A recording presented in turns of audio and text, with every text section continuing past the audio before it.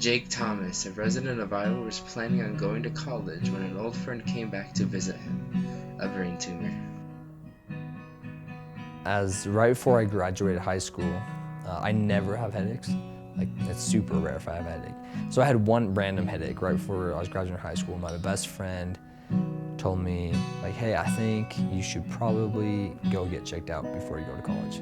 He just really worried about me. Like, told my mom, I was like, Mom, my friend Adam keeps driving me nuts about getting an MRI, so can we do it? And my mom was like, yeah, sure, of course. I was sitting there with my parents and one of my brothers and my girlfriend while I was waiting for some other people to get there who was around. And like, we're talking, just like my parents were like talking about the pie they wanted, and they're kind of like, seemed really weird. I was like, what is going on? Like, you guys are being weird. And like, eventually, like, as we're talking, like, as like the rest of my family was getting there, like, it hit me. I was like, oh man, today I had an MRI. Oh, I wonder if like my tumor's back. As we're waiting for the food, my dad's like, so you're probably wondering why we're here. And then he's like, well, you guys all need to know that Jacob's tumor is back. And like, I was like just shocked. I'm 18 years old, like, I need to go to college. I need to do something in my life. I started crying. And like, my girlfriend was crying, my brother was crying, my mom was crying.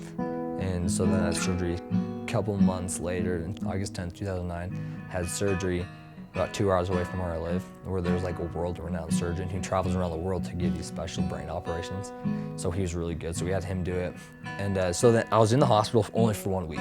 Had the surgery, and I couldn't do anything for 3 months, like, just nothing. Like, you can't lift anything, like, just relax.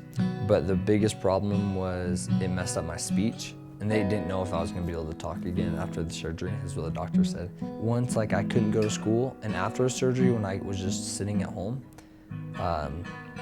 it was really hard for me because all my friends had left. All my friends went to college. I had no friends, and I was just like all alone. I just felt really alone. After recovering, Jake was able to continue on with his life by going on a mission.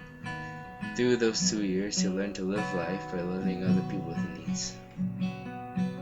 My outlook on life and people, I think, has changed. I've gained a huge appreciation for my body and that it works well, that I'm able to talk, or that I'm able to like run and move and do what I want to do. When I see people have physical disabilities, like, my heart really hurts for them. I feel like I have a glimpse of what it would be like to have a physical disability. I'm grateful that I have that, and I feel like that's something that's like kind of made an impact on me, is seeing that in other people. And I feel like I understand people's problems a little bit more, and I feel like a gift in my life, and it makes me really appreciate the atonement a lot more, the part of the resurrection. When I see people have a lot of hard problems, it really, just to know that they won't have that forever, it really comforts me.